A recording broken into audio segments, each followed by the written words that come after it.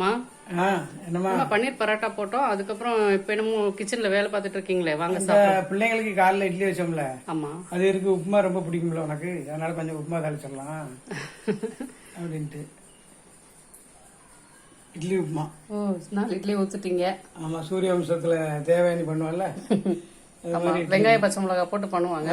அவ நேத்துல இட்லி பண்ணா, நம்ம இன்னைக்கு ஆடி வெள்ளியா இருக்குல்ல, அதனால இன்னைக்குள்ள போட்டு பண்ணி காமிக்கலாம் அப்படின்னு. இதுக்கு வந்து நம்ம வெங்காயம் பச்சை மிளகா போடுவோம்ல, இது அவசரமா செய்யணும்னா மோர் மிளகா, கருவேப்பிலை, கடுகு, உளுந்து பருப்பு, கடலைப்பருப்பு போட்டு தாளிச்சு இதை போட்டு செய்யணும்னா சூப்பராக இருக்கும். சாப்பிட அருமையாக இருக்கும்.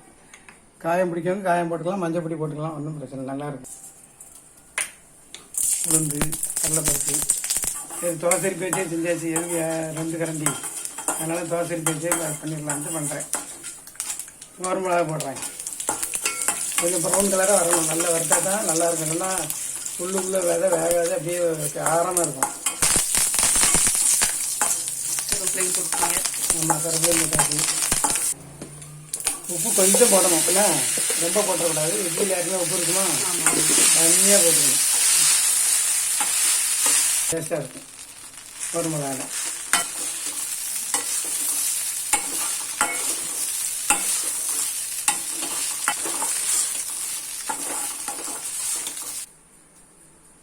இட்லி உப்புமா ரெடி. எல்லாரும் சாப்பிட வாங்க. யாருக்கெல்லாம் இட்லி உப்புமா அப்படின்னு கமெண்ட்ல சொல்லுங்க. பாய்.